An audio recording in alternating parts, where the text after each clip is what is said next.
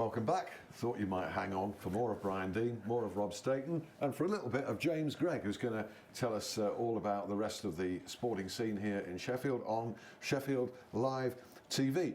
Before we just bring James in, it's been a busy start, certainly in terms of speculation, to the transfer window. I think we're accustomed to seeing or expecting all the action to be concertinaed into the last few days. But where Sheffield Wednesday are concerned, names have bubbled to the surface in the very first week. Is that a sign of real urgency there to get things done quickly? Whether it's urgency or just, the ambition of the club to get stuff done. I don't think they feel like they necessarily need to do stuff. It's just a case of, well, look, the window's open now, we can make business. They've had a few weeks to sort of plan what they were going to do, and now they're putting the plan in action. They did make an offer for Nick Blackman. From what I understand, it was pretty clear he was always going to sign for Derby. Paul Clement he's worked with before. It's a club that is very ambitious as well. And they're higher in the table than Wednesday. So that was never realistically, I don't think, ever going to happen. But there's other moves that Wednesday are trying to make. I'd be very surprised if they don't bring at least 3 players in this month. There's talk that they might bring in somebody else in the next sort of 48 hours. I think they're very, very close to getting Barry Bannon's contract finally sorted. He said after the Cardiff game that he was going to be signing for 4 years. It's 3.5 essentially, on top of the first 6 months that he's already had there. So, it's positive news for Wednesday, and they're going to bring in probably another tap-minded player. Hopefully keep Gary Hooper, and then maybe a defensive reinforcement, just because they've had a few injuries there, and I think they'd like another one. But it's going to be very, very active, and Wednesday fans, I'm sure, are very excited about what is happening at their club. Like you, that's the vibe I get. They're going to be very active. They've probably got about 7 targets, and realistically, they might bring 3 or 4 in. And they've got to be right. They're looking for value as well. I know that there's a temptation for people to say, why don't they sign Jordan Rhodes for 15 million? That is not the ballpark that Wednesday. If they're going for Nick Blackman at 2.5 million or whatever, then clearly they're not going for Jordan Rhodes at 10, 12, 14. I would say, look what Wednesday have done so far.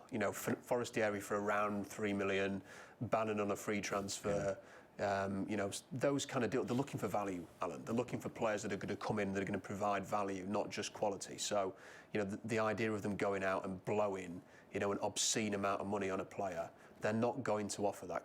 Carvalhal's admitted it. He says, we are not in that sort of ballpark, 14, 15 million for Rhodes. But Wednesday are looking for value. They've done brilliantly so far, brought in some real quality, and I'm sure that will continue. Let's hope they don't disrupt what they've already got, and I'm sure they're mindful of that, because if you snowball it with too many players, you destroy sometimes the fabric that you've got and that close-knit. Yeah. Do you think Jordan Rhodes is worth the figures that are talked about for him?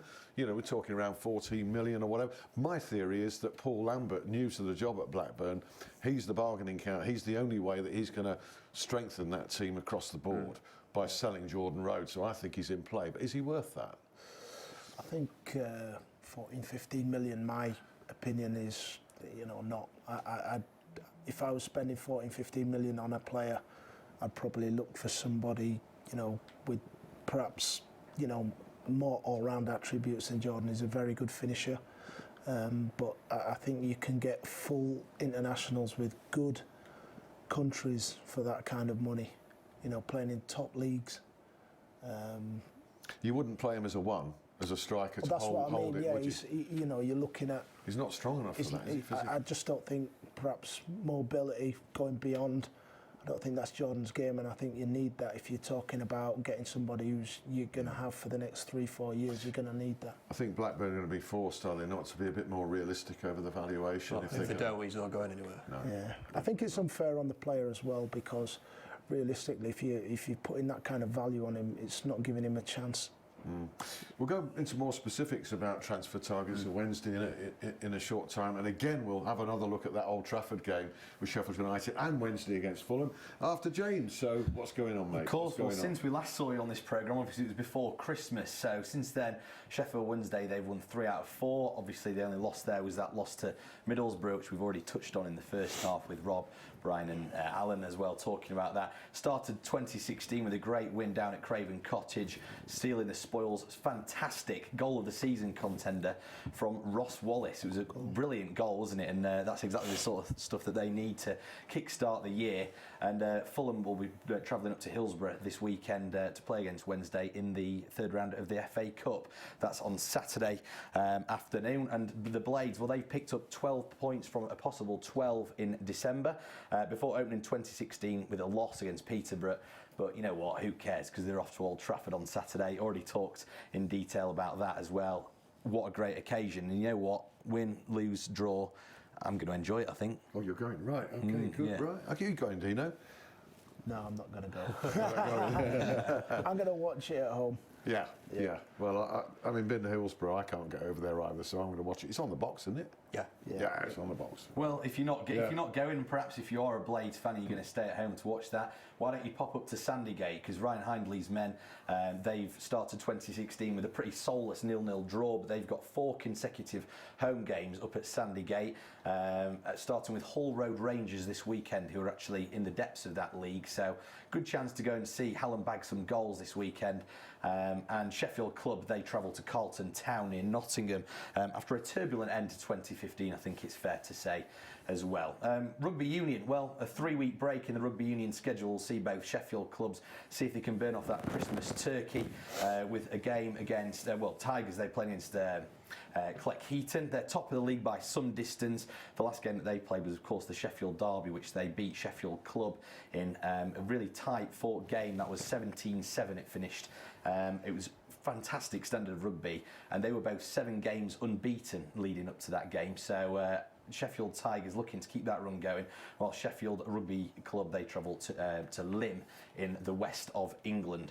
Sheffield Steelers, well, they've made a big signing. Talking of transfer windows, they've signed Swede Connie Stromberg. He's a 40-year-old with a lot of experience in loads of really, really good leagues, and I know that a lot of excitement down at the arena with that signing, and he'll make his debut when the Steelers travel to Belfast this weekend. Got a double header starting tomorrow night and then on Saturday, and then they travel up to Belfast on they travel to Fife on Tuesday for what is just a ridiculous, gruelling schedule, and we've talked about that a lot on this show. Just imagine if footballers had to do this. I mean, they're not only swapping one end of the country to the other, they're often swapping countries, Scotland to Wales or whatever, in 24 hours. Done that. Hey? I've done it. So, You've done it. You've played back to back in. Yeah, of course I have. So it was when I was in Australia. Perth Glory. To New Zealand, 9-hour journey. Wow. Flying. What? You played 5 and 4. So we go. Yeah, it's across country. That's the journey to go to a game. Right. Next day. Okay. Oh, that's ridiculous. That's ridiculous. That's even worse. And when I was in Norway, we did a 7-hour coast journey to get to Sogndal, and then we've had 9-hour journeys to games and so on. So wow.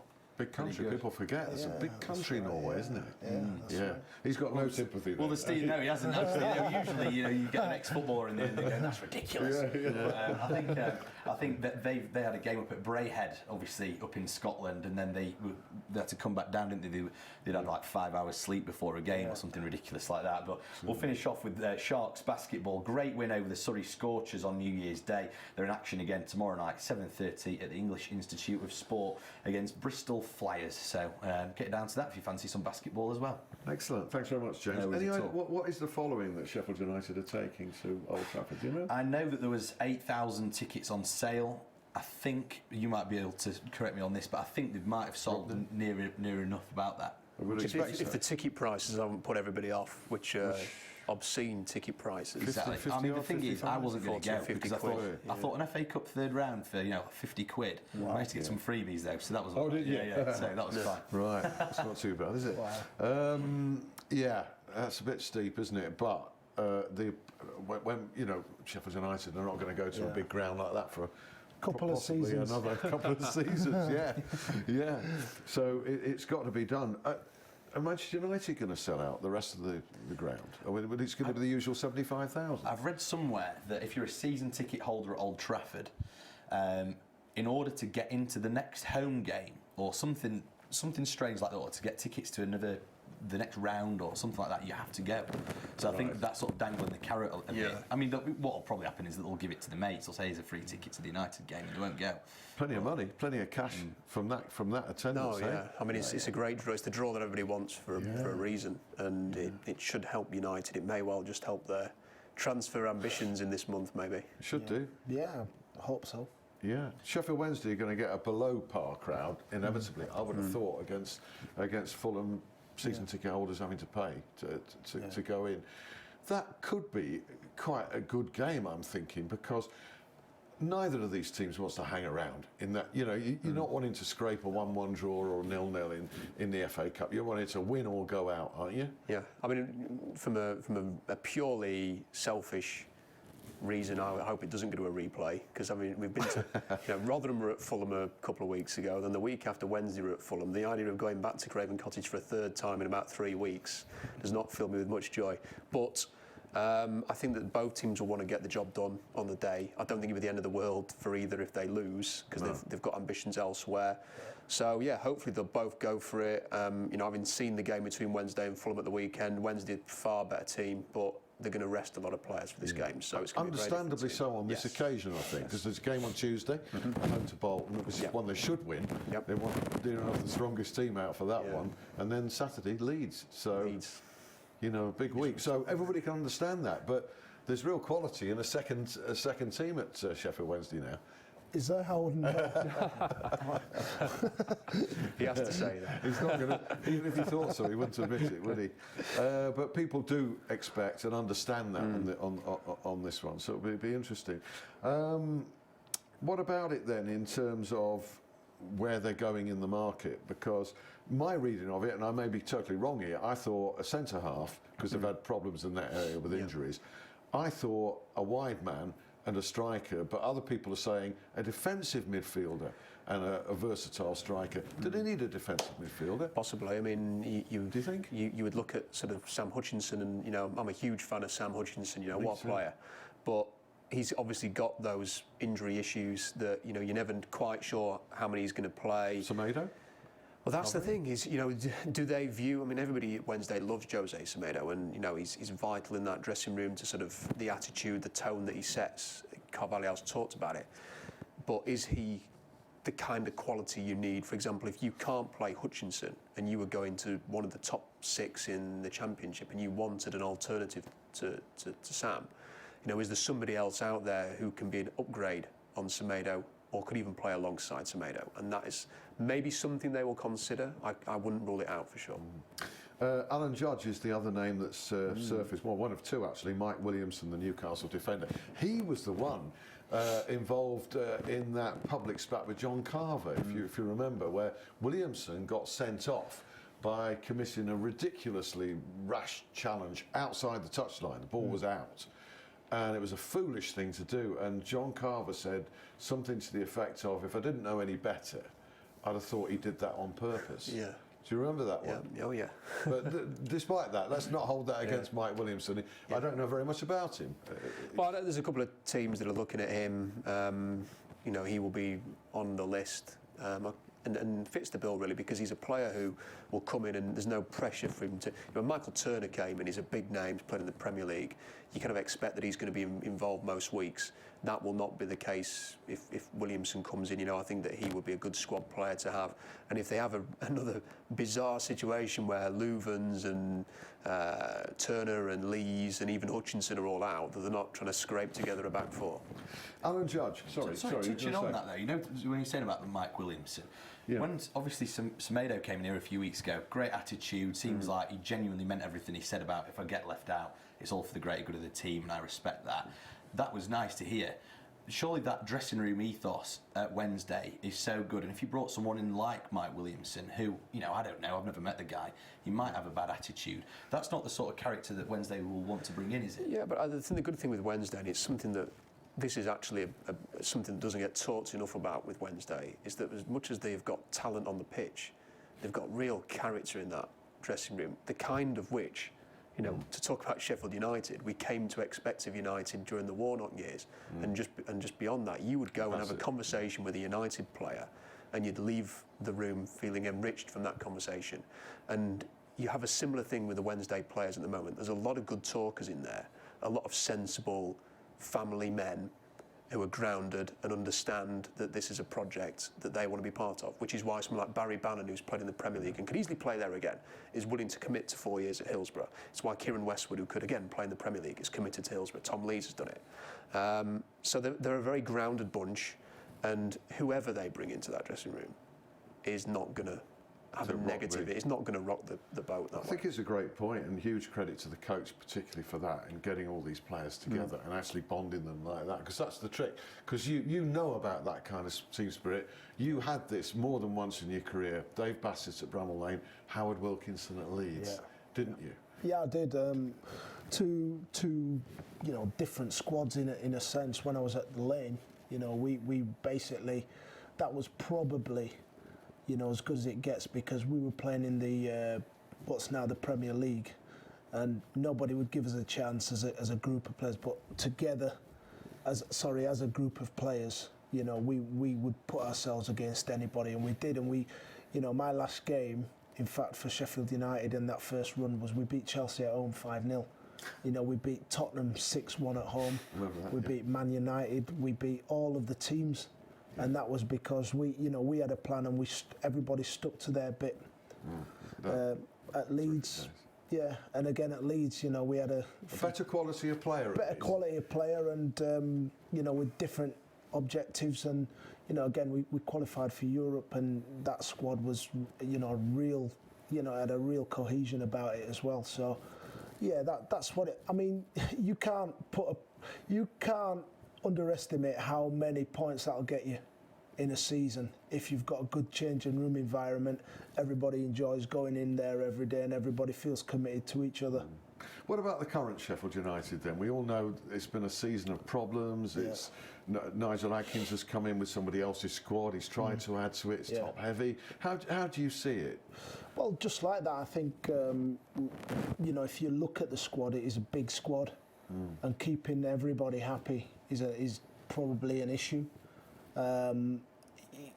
He has inherited a squad, and from that he's got to find out what is his best squad, and who are the characters, and it's not as simple as people think that, somebody walks through the door with a good track record and everything happens. I think that, you got to give credit to him, because, he's keeping everybody in there is still part of, or can be part of, what is happening going forward. Do you see it as being a busy month, this one? Hopefully, but again, there will be some players there who don't figure. So you've got to try and get those players out before you can easier bring more said in. than done. And one went today, obviously, to Doncaster. Alcock, Craig Alcock's gone, Yeah. How easy? Because 43 professionals, as I read Nigel Adkins was quoted. Ideally, you only want 25, don't you, for a first-team squad, something like that? Yeah, I'd say that's maximum, because what are you going to do? You're not going to shift 18 players. No, you're not. I mean, there's obviously a lot of dead wood there. And I think sometimes the players have got to look to themselves, really, the ones who aren't going to be involved, and say, well, look, I need to play football. It's not just about just sitting back and thinking, well, I'm on a good contract. What do you think? Do you think it's going to be a busy month, or not as busy as they'd like it to be? It's a big job. It's a huge job. I think, I'm going to speak for myself, I personally hugely underestimated how good this squad was. Me too. Totally hands up. Thought it was miles better than it is. Absolutely. Yeah. And looking back with hindsight, the one thing, I hate comparing the two, because I know it drives the Sheffield fans balmy, but the Wednesday fans can look at a team where they've got a genuine spine in the team and a core of 5 or 6 players and you need that in a promotion team. You need that. You need to know these 5 or 6 are as good as anybody else in the Championship, and then we've got 5 or 6 more who are very good Championship players. Sheffield United, have they got 5 or 6 players who in League One you would say, they're going to be in the team of the year. And that's ultimately what you need if you're going to win promotion. I don't think they've got that. I mean, who's the best goalkeeper? I still don't think we really know whether it's George Long or Mark Howard. Defensively, they've had so many question marks there, a lot of injuries as well. You know, the midfield has chopped and changed. I think Adkins has got a settled midfield now, which is a good thing. But then up front, you know, Billy Sharp's great start, then a slow patch, now he's back on form again. Connor Salmon's not delivered what everybody expected. Matt Doan's been injured. So there are so many question marks across that. And it needs a manager to be given more than 1 or 2 seasons to come in and build a team, and it probably may take 3 or 4 years to build a team that can drive United forward, where you know who their best 8 or 9 are, because that is sadly lacking at the moment. I think they had that team though. You know, 3 years ago, I think Sheffield United had that side. Danny that Wilson. nucleus. Yeah, correct. And you know, there was, for one reason or another, they ended up not getting promoted. Won't go into that. But then you've got, you know, you had your Connor Codys, your Kevin McDonalds. I mean, Baxter was, you know, very good footballer then. Williamson. I mean, Lee Williamson was a quality footballer. Harry Maguire was a great footballer for that level at that time. But then, you know, like you say, now you do look round and there's a lot of similar players of similar ability who don't really fill you with that. You know, you don't look at it and think, oh, they're the nucleus. I think there's too much of a muchness. Too many of the same level, really. I mean, you've got to be diplomatic because you work down there, so you're listening with interest. But my theory is that Nigel Adkins was similar to the rest of us in that he, like us, overestimated the quality of that squad and has found out that there aren't enough. I think he looked at the automatic selections. This is me putting words in his mouth. From an outside point of view, and I would think that whoever took charge would have looked at the league that, you know, this year and said it doesn't look particularly, you know, there's a lot of good teams won promotion last year. It's there to go and win promotion this year, and that he probably believed, if I can get this group playing, if I can install my system, we can do this. If I can get some goals in the team, that's why I brought Billy Sharp back, then they'll be okay. But the injuries that they've had, injuries have hurt them as well, but the injuries and perhaps the performance of several players has just prevented that from happening. But I think they still think they've got the right man. He's got the right pedigree to take it forward, but he's probably going to need the time. If it doesn't happen this year, nobody should press the panic button. You know, that he needs the time to build the squad. Come on to Brian just briefly on his role at Bramall Lane now, just after you, because I was going to mention Alan Judge quickly. Yes. Target of Wednesday. What's his valuation? He is a terrific player. You know, I think it'd be difficult, very difficult, in fact, for Wednesday to get it done, because, you know, Brentford would have to be balmy to sell into a rival team in the Championship. However, Wednesday seemed to have the bit between the teeth, and if we're talking about if he's available for the kind of money that they brought Forestieri, for example, or just a hint below that, then maybe they could do it. But if the valuation's beyond that, then Wednesday will probably look elsewhere. Okay. Just finally, 2 days a week at the academy? Yeah, 2-3 days. Yeah, I mean, I'm active down there whenever there's games. Really, you know, I see the 21s, the 18s. Do some coaching with the 18s as well, which is good fun. So yeah, I mean, I'm glad to be back down at the club. To be honest, it's a club that means a lot to me. It's a mentoring role, is it? Yeah, there's some of that. I mean, obviously the young forwards there as well. I mean, it helps when you've got experiences of your own that you can perhaps calm, or you can. They don't remember you though, do they? None of them know me. You know, they were probably like, they probably had a dummy in their mouth when I was playing. You want to play them that goal, you got, the one that was the first in the Premier League. On VHS. This is frightening for me. I mean, it might even be for Rob as well when you say things like that, because it seems like yesterday to me when you were knocking those goals. I was 8 years old when you scored that goal. Wow. God. I look about 80. I do feel. I won't ask him how old he was. You guys get rid of those beards. You start looking young like me. Chaps, thanks ever so much. James, thank you. Dino, as ever, thanks very much indeed. It's been fascinating talking the last hour. Rob Staton. And thank you to you for watching. If you missed any of this, it's well worth catching up on. 11 p.m. repeat tonight. Other than that, it'll be on my YouTube channel. Don't miss either of those. See you next week.